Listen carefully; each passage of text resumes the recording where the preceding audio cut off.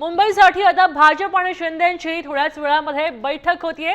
तिढा असलेल्या जागांवर शेवटचा हात फिरणार आहे असं कळतंय। जागा वाटप निश्चित झालं असलं तरी सुद्धा काही जागांवर अजूनही तिढा आहे। दोन्ही पक्षांचा दावाही आहे।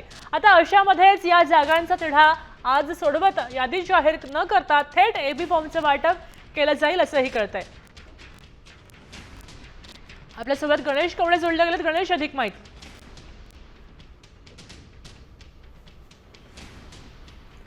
नक्कीच बंडखोरी टाळण्यासाठी भाजपकडून अद्याप कुठल्याही पद्धतीची आहे ती यादी जाहीर केलेली नाहीये आणि त्या यादी जाहीर न करता एबी फॉर्मचं वाटप करण्यात आलेलं आहे। तर काही जागांमध्ये दोन्ही पक्षांचा दावा अद्यापही कायम असल्याचं दिसून येतं आणि या संदर्भामध्ये देखील एक महत्त्वाची बैठक आहे ती सुरू झाल्याचं सांगितलं जातं आणि याच बैठकीमध्ये या सगळ्या संदर्भातला तिढा आहे तो सोडवला जाणार असल्याचं देखील सांगितलं जातं। त्यामुळे ह्या ज्या काही जागा आहेत यावर काही बंडखोरी होती का हे देखील पाहणं गरजेचं आहे। प्रामुख्याने दोन्ही पक्षाचा दावा असल्यामुळे उमेदवारांची अदलाबदल होणं हे देखील तेवढंच महत्त्वाचं आहे। ती अदलाबदल आहे ती केली जाते का की ही बंडखोरी कायम राहते आणि या ठिकाणी मैत्रीपूर्ण लढत होते का हे देखील बघणं गरजेचं आहे। कारण की दोन्ही पक्षांकडून आहे ते या सगळ्या जागांवर 20 जागा प्रामुख्याने सांगितल्या जातात। यावर आग्रह पाहायला मिळतो आणि या आग्रहापाठी कुठेतरी ही बंडखोरी होण्याची शक्यता आहे किंवा मैत्रीपूर्ण लढत होण्याची शक्यता वर्तवली जाते। त्यामुळे आता नेमकं काय होतंय या बैठकीमध्ये या सगळ्या जागांचा पेच सुटतोय का हे देखील पाहणं गरजेचं आहे। कारण की